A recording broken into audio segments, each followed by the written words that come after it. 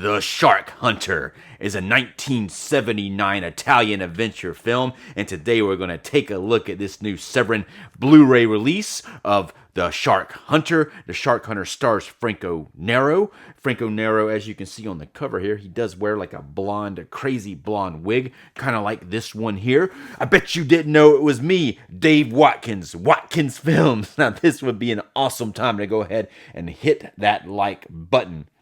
Now, Franco Nero is he's a pretty well-known actor, but he's probably best known for playing Django in the original Django film. And he also appears in Quentin Tarantino's Django Unchained. But over the years, he's done a lot of Italian and American films. He's even in Die Hard 2. He has a major role in that. And even there's a movie called The Pope's Exorcist that stars Russell Crowe. He has a fairly major part in that one, playing the Pope himself. Now, this is a 1979 film, so this came after the classic 1975 film that we all know and love, Jaws. So this film is probably a bit of a fallout of this. Now, this probably did encourage a lot of lower budgeted shark films to be produced, including The Shark Hunter. Now, this, like I was saying before, this is a Severin release. They recently had a sale on the website. It was like some kind of summer sale, and they had a bunch of new releases that they also announced at the same time. And I ended up getting a big stack of them. Not a huge stack, but I was like, when this came in, I didn't even remember ordering half of these things, but here we are, including this very, very cool release of a 4K release of Asylum, which I look forward to checking that out. But also, when they released two other shark Blu-ray movies as well, and you can even buy like a really awesome rigid slip box. See it right? I'm going to put a picture of it here. That's what it looks like. I didn't get it. I was very tempted to get this thing, but I didn't. Mostly, really the biggest driving factor of not getting it was that they're all Blu-ray and not 4K films. So that was really the biggest thing that made me not want to get all of them. But the reason I did get this one is because they put this Facebook post up about this film that really intrigued me. Apparently, they did a lot of work on this one to get it to the way that it is right now. And I got to tell you that it doesn't. Some scenes look really good, but some of them look really bad, and there's a reason for that. Because the original camera negative for this film is lost. They searched for it. They apparently searched for it for like a year, or maybe more than that, but they said a year. That they searched for it and they couldn't find it. And they couldn't find the inner positive. Those are the two that you want. The only thing they could find, they found a fairly decent print of the film that was English dub. They found it in a Rome vault, but it didn't have all the scenes. It wasn't a complete version of the film, but they did find another. I believe that in a Spanish. It was in a South American warehouse. They found another version of it that was in pretty rough shape, but it did have the missing scenes in it that were not in the one they found in the Rome vault. So they basically spliced those two things together, and they did an extensive color correction on it, and they tried to repair it, but the scenes that were from the second print are really rough, and you'll see them when you're watching this movie. You'll know what scenes are from that print. But they do have a big blurb up before the film, and it comes up and it explains all of that. So hopefully you can understand it. It really intrigued me, the whole thing about them trying to restore it, and this being the most complete version of The Shark Hunter, which this is my first time watching the film. I'm going to talk about my impressions here in just a moment. This film was directed by Enzo Castellari. He is a prolific Italian filmmaker. He did direct the original The Inglourious Bastards, and Quentin Tarantino, did a kind of a spin-off of it or something to that nature, and Enzo actually appears in Quentin Tarantino's film as himself as a director, but the Arrow did release a very awesome version of Quentin Tarantino's Inglourious Bastard. That this is the limited edition, very thick version of it, and I think it's quite amazing. And you can check out my review of this on my channel. But this movie, The Shark Hunter, they do have a very nice special feature on this release that has both Enzo and Franco Nero, they sitting down together and they talk about their adventures while making the film. And it's about 45 minutes long, and it's spliced together with footage and things of that nature. But they do tell some quite amazing tales about the production of this film. And it was nice to hear some of that, because when you're watching this movie, some of those things that you see on screen are like, how did they do that?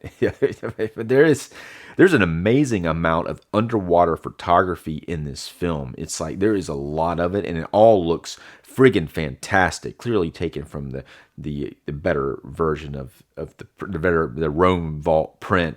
But that underwater photography looks so amazing, and there's a tremendous amount of it. And the bad thing, though, about that is there's a lot of scenes in this film that don't have dialogue. Obviously, they're going to be under the water, and they're going to be scuba diving or whatever they're doing under the water, and there's no dialogue. So they have this kind of to me anyway. Some people might dig this stuff, but the music is a little funky for me. Sometimes it works depending on what's going on, but sometimes it goes on for too long, and the music just kind of is this kind of a repetitive sort of thing going on with it, and it just. To me, it's kind of cool, but then it kind of goes on for too long sometimes. It's almost... those are tough scenes, but I do like the idea of having a lot of scenes without dialogue, and there is a reason for that, and they talk about it in that behind-the-scenes footage, where apparently the scripts were lost. The producer had them in a suitcase, and they got lost at the airport, and they didn't have the full script. Now, there's kind of a conflicting... There's another interview on here with the producer, and he says that they only had half of the script, but both Franco and Enzo both say they didn't have any of the script, and they had to just do. They kind of remembered it a little bit, but they had to just make up stuff as they were going. And they actually really had a great time making up the scenes, and just like every day, like, here's what we're shooting, and they just did it on the fly without a script, and they were very creative about it. And there's a lot of creative stuff in this film, and it's kind of what makes it interesting, I think, because when you're watching it, you just don't know what's going to happen next, or even know kind of what's going on with the plot. Now, the plot does involve there's a plane that's crashed in the ocean, and there's some money on the plane that they're trying to get out of the plane, and it becomes sort of that type of movie where they're trying to get the money out of the plane, and it involves a bunch of this was shot in the Gulf of Mexico, now known as the Gulf of America. But it's in the Caribbean, but they're in the Caribbean, and there's this plane, and so a bunch of gangsters kind of catch wind of this thing. The plot's a little convoluted and quite hilarious, and there's also some pretty hilarious fight scenes in this film that are just great. And he teams up with another guy named Ramon, and Ramon is friggin' hilarious. And the first time he sees him, Ramon's like comes into this bar, and he's like dancing, and he's like bragging about how he has all this equipment, and he's a great diver. And the kind of cartel like people who are hanging around the bar, they don't like all that, because he's just making a scene. He's bragging about himself, and he's dancing with the women. They're like, so they try to fight him, and Ramon's a pretty good fighter, but eventually they pull out a knife on him, and suddenly the shark hunter, I think his name's Mike is what he goes by, but he shows up, and then he fights all the guys, and just beats the shit out of him. He's an awesome fighter. And then then him and Ramon are big buds after that. And he wants Ramon's help to kind of try to get this stolen, or this money out of this plane. I'm not going to go into the complete plot, but the plot's all over the place. But he does have a Hispanic girlfriend who's a local of the island, and he really enjoys living on the island. And I do like their relationship, and I don't want to like spoil a lot of this film, but there's also, like, near the end of it, there's like a really extended chase scene that goes on for a while, but he chases this one guy that he's trying to kill. The shark hunter, he gets very upset with him. He chases him. He runs after him. The guy goes inside. They end up having a shootout inside of this one location, and then they end up getting on. The one guy gets on a boat, a speedboat, and drives, and then Franco Nero's character gets in a plane and then chases him, and there's some aerial footage, and all that looks like, it's like, whoa, this is crazy looking. This it mixed with some of the underwater photography. There's like some really awesome stuff in here. Now, you want to ask, what about the sharks, right? There's sharks in the underwater footage. There's sharks, and they talk about it in the interview, how they were able to get those sharks to be chill and not kill them. They apparently, like something like I was doing conversations in horror recently for Creature of the Black Lagoon. I think the Revenge of the Creature, which is the second Creature from the Black Lagoon movie. I was talking with Kevin Powers on the conversations in horror, and there's a scene where they have this. They bring the creature into this tank, and he's like just like not breathing hardly, and they move him around, and they say that's how you get sharks to breathe, and that apparently. And during that conversation, we weren't sure if that was really true, but we figured it had to be. Apparently, it is true.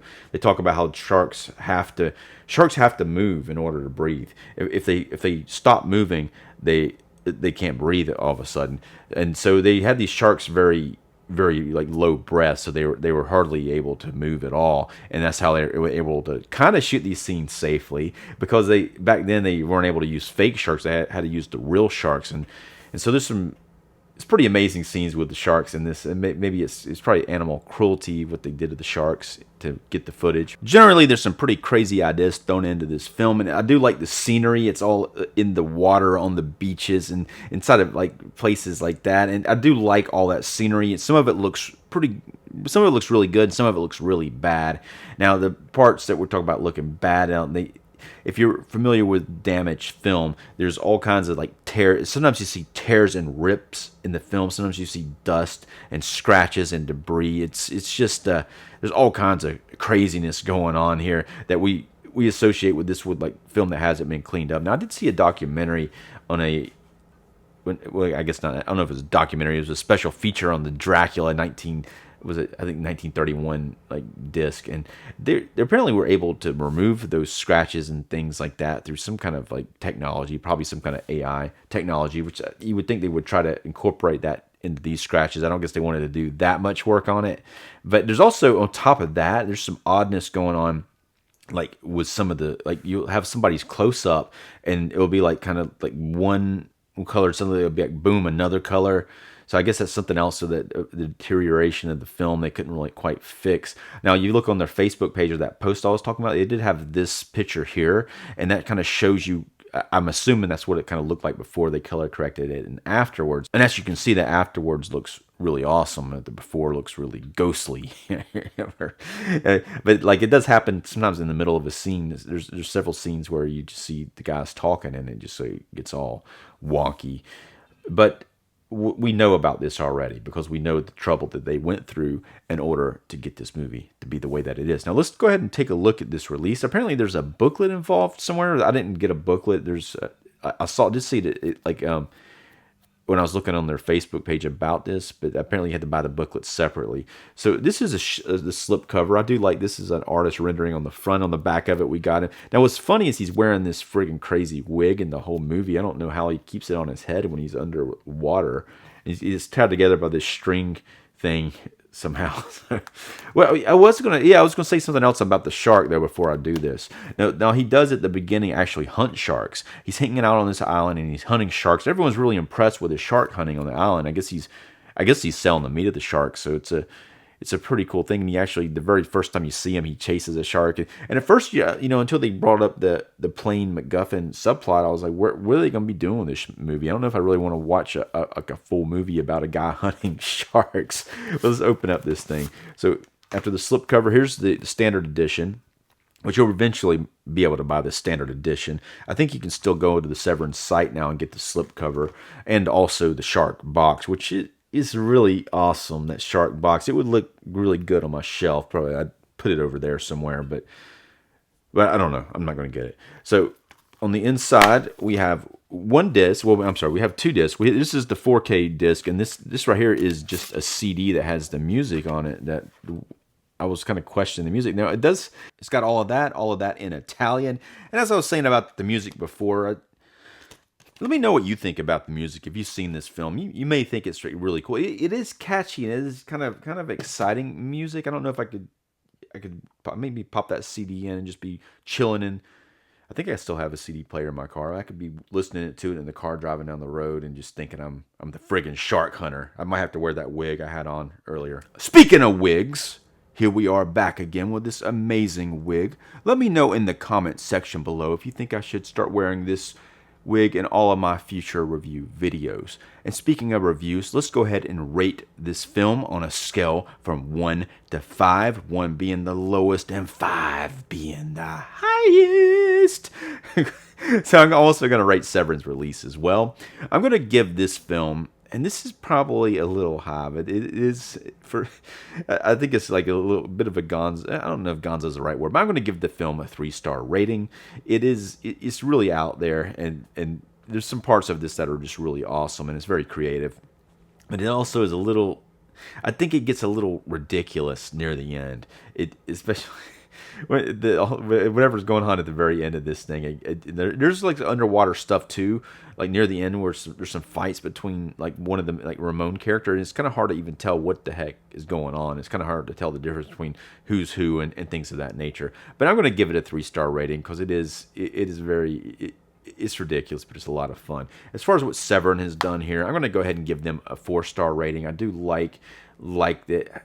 I mean, I don't like it that it's Blu-ray. They did a 4K transfer of this. Obviously, some of these scenes are going to look even worse in 4K, but the better looking scenes are going to look really good in 4K. But they released this to Blu-ray, even though they did do a 4K transfer. But that's what I'm going to land it at. And if you've seen this film, let me know what you think about it, or if you've seen this new Severin release. Apparently, this is the most complete release of the film to date, barring if they ever uncover the true original camera negative or an inner positive. But if you haven't done so already, if you would subscribe to my channel, and you see this video right here, I'm gonna throw up Inglourious Bastards. That when I did the review of Inglourious Bastards from Arrow, and I got I think I got an Academy Award type of full review. Well, I got some kind of award for it. I gave that to myself. I was like, gave myself a 5-star review for the review I did of Inglourious Bastards. But if you want to click on that, you're going to love it. I'm Dave Watkins, Watkins Films.